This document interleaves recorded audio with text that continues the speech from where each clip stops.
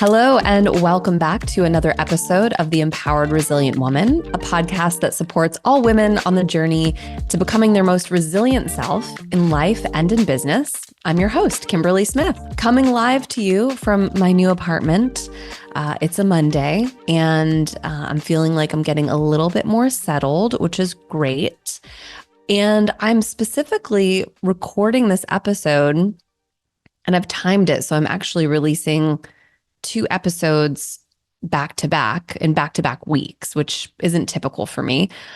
But it's because we have a special event this week, which is the Spring Equinox. And I have been dying to talk about this topic. It's been on my mind and heart for a while to have an episode where we kind of dive into, the meanings that come up around this time of year and how we can really benefit from just celebrating this point in the year. We get so in the vibe of Christmas and the new year, and then there's not much to look forward to for a long time, it feels like. I think a lot of people don't even take time off until the summertime, right? And I mean, March is a very long month. And who doesn't want another reason to celebrate? So there's this undeniable alignment that is going to we're going to focus on within today's episode. And it's really just, how we as people have these internal cycles that kind of align with the seasons and these big events, right? Like the equinox and the solstice, and how we can kind of tune into nature and be more in touch with ourselves and our own cycles in life. So, what is the spring equinox? Essentially, it's this time in the year, this point on the calendar, when day and night are of equal length. And from that point in time, from the spring equinox forward, the days are getting longer, right? But that day, the spring equinox, and then we have a fall equinox as well, day and night are equal, right? So it's just kind of this special day that's unlike any other. And it's a time where we can really celebrate a new season coming in. With this being the spring equinox, we're thinking about things like renewal and growth and balance. And I think it's really cool that across cultures and traditions, the spring equinox really holds this really profound significance. It symbolizes the awakening of Earth from winter and just a really nice, beautiful promise for new beginnings amidst all of that, right? And there's also a lot of other commonalities, right? This time of year, there's a lot of religions that share this time of celebration for different reasons, right? We've got the Christian holiday of Easter, the Jewish holiday of Passover, and then Eid, the Muslim holiday or Islam tradition, right? At the end of Ramadan. There's also a bunch of goddesses too, like associated with springtime and the equinox and just bringing forth this new time of year and welcoming in the new season. Ironically, it's also when the astrological calendar ends and starts again in the very fiery sign of Aries. And I personally love an Aries, right? My sister's an Aries. One of my best friends is an Aries.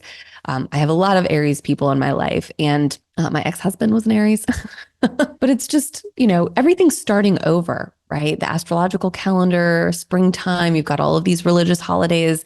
It's just all packed into one season, which I think is pretty special. But more than that, we get to really hone in on nature's cycles, right? We're coming out of this cold, dormant winter, and new life is starting to bud. Plants are coming back to life. And we have this really wonderful opportunity to contemplate the themes of rebirth and rejuvenation in our own personal lives. Witnessing all this change in nature is really a powerful reminder of the cyclical nature of our own existence, where we come face to face with kind of these points of figurative death and renewal that are intertwined. And, just as the natural world goes through this process of rebirth, we too experience these cycles of transformation within ourselves throughout the year and throughout the different seasons of our own life. As women, we are even more divinely connected to the cycles of nature. We are born to be sacred vessels and creators of life. And beyond that, to bring life to our ideas that will go on to serve and nurture our family, our friends, and our communities. You do not have to be a mother or experience motherhood to be a divine creator. Just want to put that out there. All women are naturally divine creators, right? Even our monthly period cycle is sacred. And that's probably something that, many of us didn't hear. I know I didn't hear it. Probably none of us heard that, right? We were kind of taught to be ashamed of our period cycle and to keep it like hidden and, all of these things, right? It just had kind of this negative vibe and connotation around it. But it's super special and it deserves honoring as one of our own internal cycles. Each month we have this chance to create life if we desire and are, divinely able to do so. And if that doesn't happen, the layers within our uterus that we're preparing to nourish that fertilized egg are shed, and that cycle begins again. And, each year we're intended to have 13 periods, and just the same, there are 13 moon cycles. And I mean, I don't know about you, but that synchronicity alone seems to be too amazing to be a coincidence, right? Like God makes no mistakes, and he made no mistakes when aligning women with the moon. The moon and its cycles and the stars and just all of that, it plays a really important part in a lot of religions and spiritual traditions. If you ever wonder why Easter's day or date kind of switches year over year, right? It fluctuates. This year it's on March 31st, which is super early. It's actually determined to be the first Sunday following the first full moon that occurs on or after the spring equinox, right? So we actually have the spring equinox on March 21st every year. That date never changes. And then the next full moon this year will be actually, I believe it's a Monday, March 25th. And then the start of Ramadan, that occurs at the waxing crescent moon and goes till the following crescent formation. So, it's all tied together. In many spiritual and philosophical traditions, the spring equinox is viewed as this time of symbolic death and rebirth, right? With the equal day and the equal night, we are kind of looking at both the light and the shadow of not only, the actual light and the daytime and when night comes, but the light and the dark within ourselves and then beyond, right? So it's a great time for reflection. And it's a wonderful time to just release old ideas, old programming, embrace a new future ahead, and, shed anything that's causing you to be stagnant, right? When you think about where you are in life right now, I know that I have been doing a lot of thinking about where I am. What needs to be released in order to make space for growth and renewal for the next, 90 days, for the next 6 months until the end of the year, right? Honoring the spring equinox involves really just getting connected with the rhythms of nature and aligning yourself to the energies of expansion and regeneration. It can take many forms, right? You can participate in different rituals and ceremonies, little moon circles, or just really spend time outdoors observing the signs of new life that are emerging all around us. And by attuning ourselves to the natural world, we can actually gain insight into our own inner cycles and recognize this interconnectedness that is just amazing. Embracing our internal cycles of death and rebirth and just shedding these layers of things that aren't serving us any longer and really embracing our evolution, because we are all meant to evolve.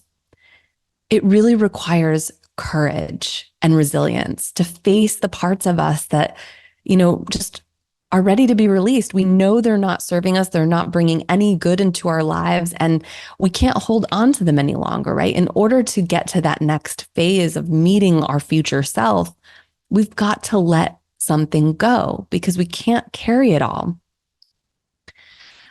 Personally, I have noticed a transformative cycle within myself and my life on an annual basis on kind of that macro view, springtime through summer and fall. I have a lot of energy and I'm really focused on my goals. And then winter approaches and I kind of slow down. I take time to focus on the holidays and be more present with, myself and just less in that go, go, go mode, right? And then I'm kind of slower to start things for the new year. I know that may sound strange, and I'm always contemplating, that's for sure, right? My mind's always busy, but I find that I do my best work from the point of the spring equinox on, right? Because we can feel really, I know I can feel sluggish during the winter months when the sun is not shining, when it is not warm weather. I am not in a good way.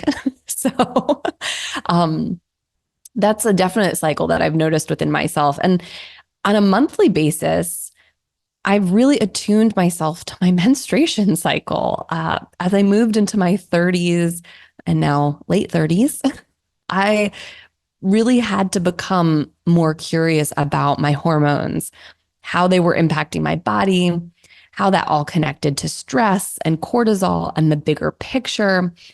And, at the time I was going through a lot of things. I was getting divorced, so stress was a huge factor. And through exploration and self-education, I realized that I could not operate under the same self-inflicted pressure I had been putting on myself, i.e., perfectionism, people pleasing, overworking myself, burning myself out, being in that burnout cycle. I needed to honor my period and my body and be much more intentional about rest and the way that I approached my days and my weeks and my months. Y'all may have seen this floating around on social media. There actually, one of my good friends just sent it to me again. It wasn't the first time I had seen it, but I always just kind of like shake my head and I'm like, wow, right? And it talks about how the modern workday was not built around women. It was actually built around men's hormone cycles, right? They are on a 24-hour cycle. We are on a 28-day cycle. And just how the 24-hour cycle is really meant to optimize men's productivity, right? So it's really hard for a lot of us women to feel like we gain a momentum and we're continually making progress because every day is different. Every week is different.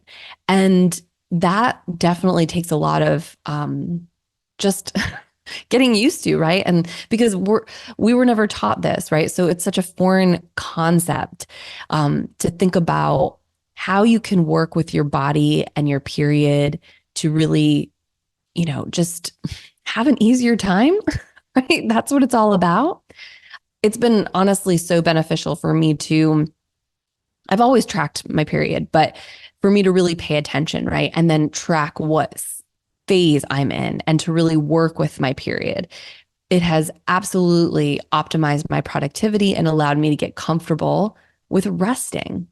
That is something that I for sure was always beating myself up about in this monthly cycle was like, you get to this point in the later half of your cycle where your energy just crashes, right? And it's not your fault, but you're mad at yourself because you're like, what's wrong with me, right? We get frustrated because we still have got shit to do. That frustration alone adds even more stress to the stress that we're already underneath, right?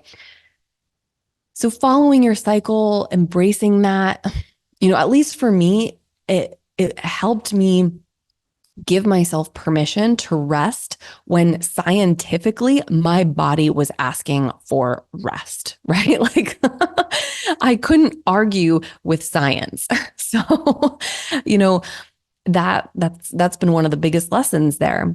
When it comes to making progress with our goals, it's not always about doing the most. It's about getting into that consistent flow and pacing yourself so that you can make consistent progress, right? It doesn't mean that we're making the same amount of progress every single day, right? The common cycle that people get into with their goal like going after their goals, right, is that they like amp up and they're putting all this effort in and shit, maybe that's the first half of their monthly cycle, right? But then that drop of energy comes and or life gets crazy and then they get pissed off and they get frustrated with themselves and they just kind of throw things to the curb and they forget about it. And or they operate with that voice in the background just telling them how shitty they are because they haven't been able to make more progress with their goals and the things that they're working on, right? But that certainly isn't productive. Moving through life and letting your cycle and your body teach you and be the guide for managing your energy and helping you be more productive and helping you care for yourself in a more intentional way. That is a beautiful experience. And honestly, one hell of a freaking strategy, if I do say myself, right? Because it changed my life. When it comes to, periods of high change in life, I've also, noticed another kind of cycle or like transformation cycle for myself that kind of repeats itself. And y'all know I'm within a period of high change right now in my relationship, trying to navigate some uncertainty and embrace that. It's not the easiest. Doing surprisingly well, but I think because I've started to see these cycles, right? And I know that things are going to shake out and be good. It's just, letting yourself be okay with not knowing. But this cycle kind of starts with preparation. So whenever I'm going into a period of change, and sometimes we don't know that. Sometimes we don't know that we're going into these times of high change, right? When something's unexpected, of course, we can't do this first step. But for me, like with my recent move or when I went back to corporate last year, step one is always preparing, right? How can I prepare so that I can eliminate or mitigate stress? And that's on a mental level, that's on an emotional level, that's on a spiritual level. How can I plan and strategize, right? And ensure that I'm supported, right? Supported by a therapist, supporting myself through acts of self-care and self-love and rest. Number two in the cycle is being gentle with myself and others, right? Who do I need to forgive? What do I need to accept? How can I show up with more compassion for myself and anybody else within that process?